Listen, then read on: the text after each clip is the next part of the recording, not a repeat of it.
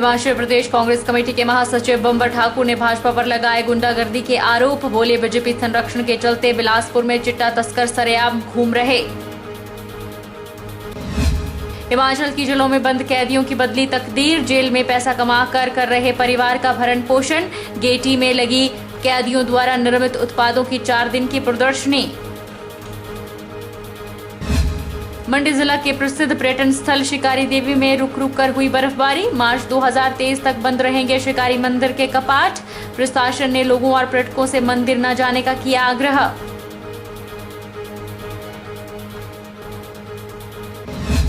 और मात्र एक डॉक्टर के सहारे चल रहा है नालागढ़ आयुर्वेदिक अस्पताल। मरीजों को इलाज के लिए करना पड़ रहा है इंतजार। क्षेत्र में रोजाना करीबन 100 से ज्यादा मरीज अपना इलाज करवाने आते हैं अस्पताल।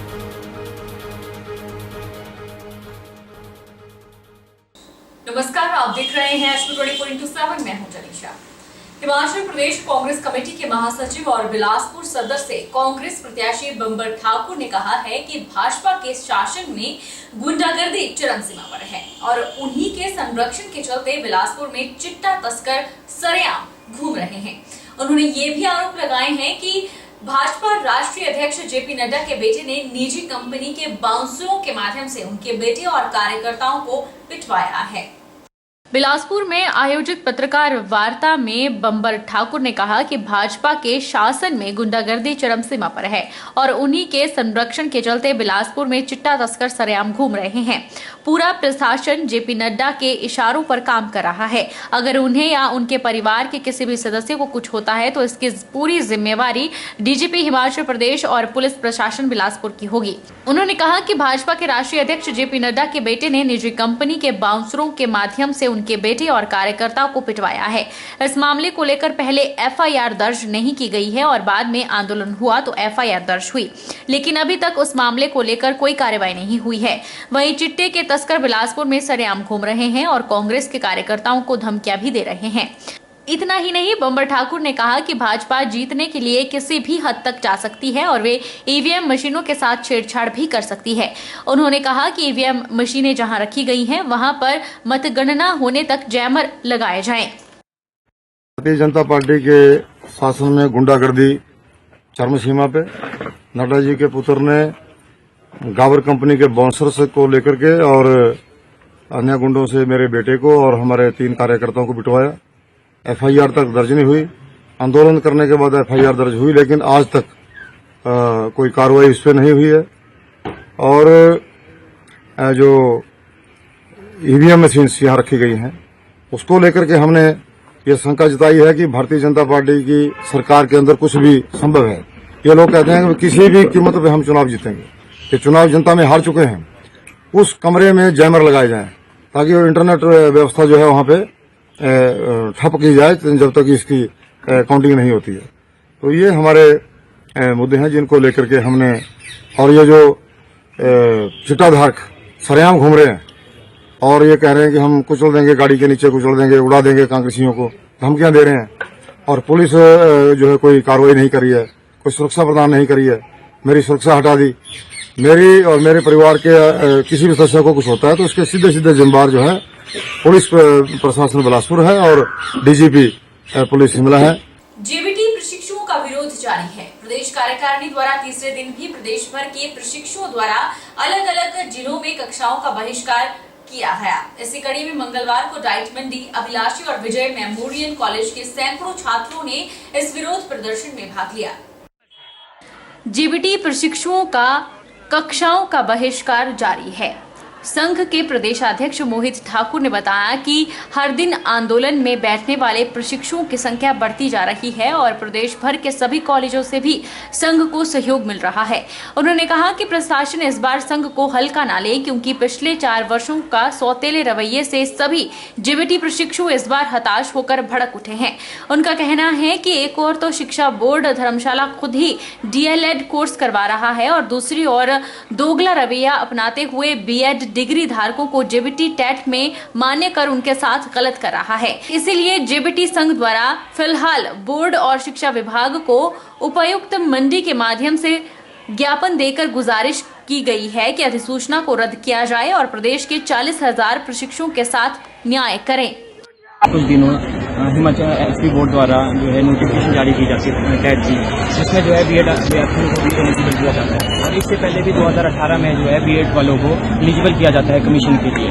और जब उनको कमीशन के लिए एलिजिबल किया जाता है, जेबीटी जो हमारे जितने भी साथी हैं वो कोर्ट जाते हैं और कोर्ट से जो है बीएड को बाहर करते हैं। और जिस नोटिफिकेशन का हवाला जो है एसपी बोर्ड ने अपने प्रोस्पेक्टस में दिया है कि 2018 की जो एनसीटी की नोटिफिकेशन है उसके तहत जो है हम बीएड वालों को एलिजिबल करते हैं, वो नोटिफिकेशन जो है राजस्थान हाईकोर्ट ने क्वैश कर दी गई है। ऑलरेडी जो है राजस्थान में केस हम जेबीटी अभ्यर्थी जीते हैं, सुप्रीम कोर्ट में केस चल रहा है और बीच में ऐसी नोटिफिकेशन जारी करना वो सरासर गलत है। हमारी ये गुजारिश अभी जेबीटी अभ्यर्थी की ये गुजारिश रहेगी, हमारी जो अभी जितने भी अधिकारी हैं हमारे एजुकेशन डिपार्टमेंट में, चाहे एजुकेशन सेक्रेटरी हो, डायरेक्टर हो और एचपी बोर्ड के सेक्रेटरी हो, हमारी ये रिक्वेस्ट रहेगी कि जल्द से जल्द जो है इनके एचपी टेट से बाहर किया जाए। और ये सिर्फ उनको एचपी टेट में जगह दे रहे 2018 की नोटिफिकेशन के तहत, जो कि सरासर गलत है।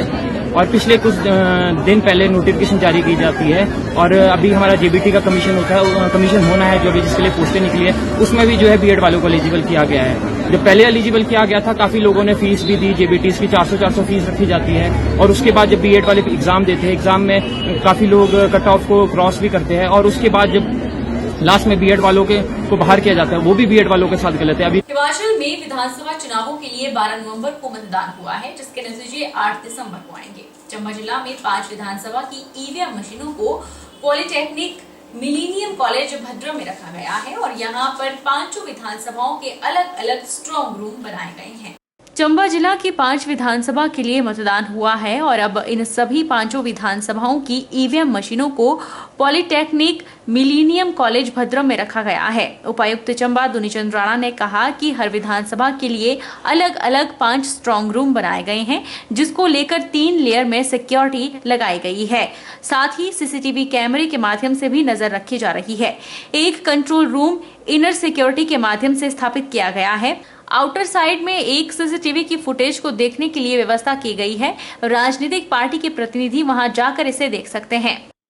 चंबा जिले में जो हमारी 5 विधानसभा क्षेत्र हैं उनका जो स्ट्रांग रूम्स हैं वो हमारे पॉलिटेक्निक कॉलेज है उसी कॉम्प्लेक्स में है और 5 के विधानसभा क्षेत्र के अलग अलग स्ट्रांग रूम हैं। जहां तक सुरक्षा की बात है तो उसमें सबसे जो इनर लेयर है सिक्योरिटी का, उसमें सेंट्रल पैरामिलिट्री फोर्स तैनात है। सेकेंड जो उसका आउटर लेयर है, आउटर लेयर में जो स्टेट की जो आर्म्ड फोर्स पुलिस फोर्स है उसके जवान तैनात हैं और उसका जो थर्ड लेयर है, जैसे सबसे आउटर लेयर है, उसमें जो डिस्ट्रिक्ट पुलिस है उसके लोग तैनात हैं। इसके अलावा स्ट्रांग रूम पे जो है वो सीसीटीवी के माध्यम से भी जो है निगरानी की जा रही है।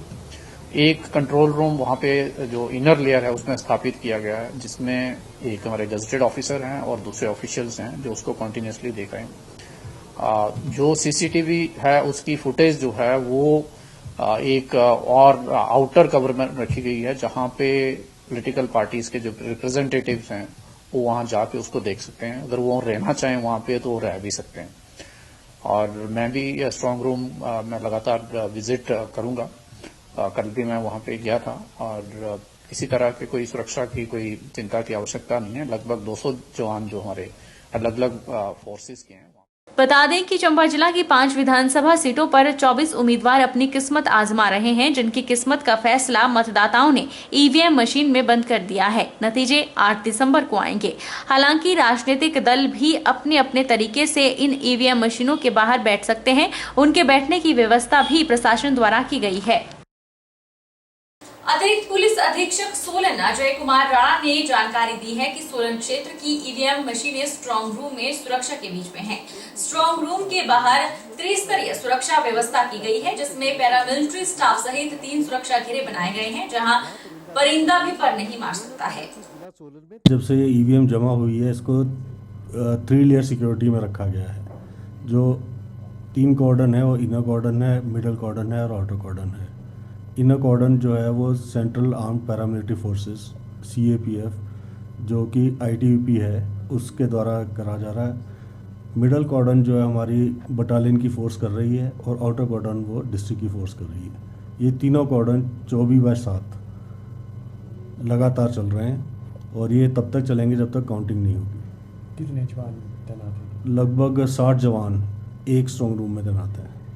सोलन में कितने हैं जी? 2 जगह। सोलन में कसौली कॉन्स्टिट्यूंसी और सोलन सदर कॉन्स्टिट्यूंसी, ये 2 स्ट्रॉन्ग रूम है, और तीसरा स्ट्रॉन्ग रूम जो हमारा है पुलिस डिस्ट्रिक्ट सोलन का, वो अर्की में है। वक्त चला है छोटे से ब्रेक का।